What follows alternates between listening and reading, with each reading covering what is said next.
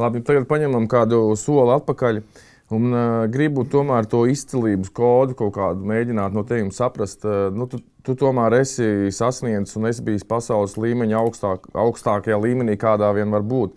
Varbūt tu vari iezīmēt kaut kādas īpašības vai vērtības, ko sports tev ir palīdzējis, tādas vērtības, tā teikt, saprast. Vispār, kas ir tas, kas tevi līdz tam ir, teiksim, tā ir aizvedis? Tu zini, ja tā kaut kā mēģina tā analizēt, pirmkārt vienkārši apstākļu sakritība. Kaut kā ir vienkārši sakritis, ka es biju pietiekami spējīgs, jauns bērns, kuram bija attīstīta koordinācija, ātrums un tā tālāk. Man bija paveicies ar to, ka man vecāki un vecvecāki bija ļoti ieinteresēti jebkādā manā attīstībā. Viņi man nekad neko neuzspieda, bet tikai vēroja, teiksim, un mēģināja virzīt kaut kādās pareizajās sliedēs. Sakrits bija arī tas, ka bija kaut kādas finansiālās iespējas, ka tu, teiksim, varēji braukt trenēties pie labākiem treneriem un tā. Jo tas jau, ko es vienmēr saku, ja mēs runājam konkrēti par tenisu, tad mans Aļona Ostāpenko un Astis Sevastovs gadījumi, viņi ir izņēmumi. Viņi ir tā kā, mēs to sasniedzām nepateicoties kaut kādai Latvijas sistēmai. Ja mēs tieši otrādi no viņas kaut kādā veidā izrāvāmies, un tad kaut ko tā kā noteikti apstākļu sakritību, ko tas man ir iemācījis. Man vienmēr esmu atbildējis kaut kā tā vienveidīgi par to, ka tas man ir iemācījis ļoti daudz ko, tāpēc, ka tu dzīvo tādā nosacītā, mēs katrs dzīvojam savā burbulī, bet tas sporta, it īpaši tenis tūrs burbulis, viņš ir tāds ļoti koncentrēts. Tu principā no ar kādiem 100-200 cilvēkiem visu gadu, nākamos 10-15 gadus, visu laiku pavada laiku kopā, braukā pa pasauli vienos turnīros, vienos kortos, tad ir tāds ļoti koncentrēts burbulis.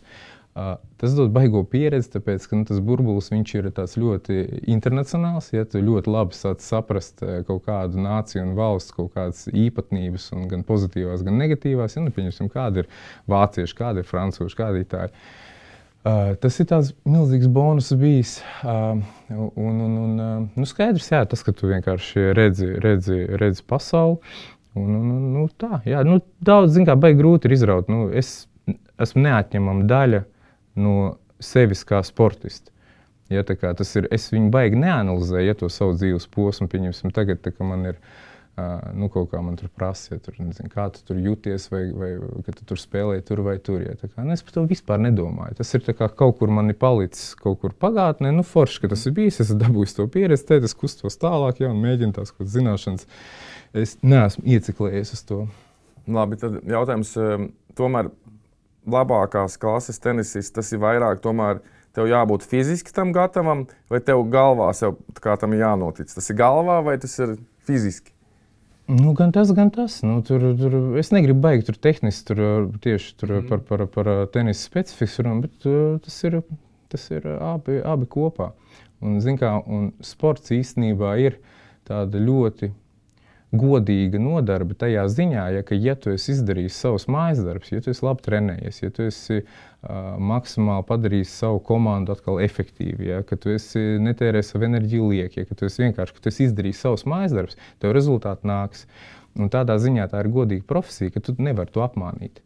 Ja tev var būt kaut kāda piešprits finansiālāk, tad, kad tu esi jaunāks, ka tev skaidrs, ja tas ir vajadzīgs, tas ir nepieciešams, jo vienkārši savādāk tu var būt nepamanīts, un vienkārši neizsisties, ja tu nāc pieņemsim no mazāk turīgas ģimenes, ja ir īpaši tādā sportā kā tenis. Ja, bet ja tu šīs lietas izdari, ja, tad rezultāts sekos. Un tāpēc man ir arī mana attieksme subjektīvā,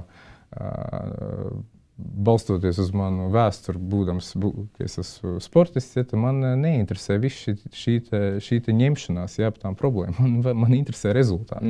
Un ja rezultāti nav... Tā orientēšanās uz rezultātu, principā. Tas, ko tu saki arī valsts kontekstā. Viennozīmīgi. Un tas ir tāpēc, kā es subjektīvi uz tām lietām skatos. Man nav atbilžu, ja, teiksim, par kaut kādu secību, ja kā tam jānotiek. Un tur man nav jābūt tām atbildēm, ja tev nav jābūt tām atbildēm. Bet ko mēs varam darīt, ja ir iezīmēt kaut kādas tās lietas, ja, par kurām varbūt varētu, kaut kā publiski padiskutēt un pie kaut kā nonākt.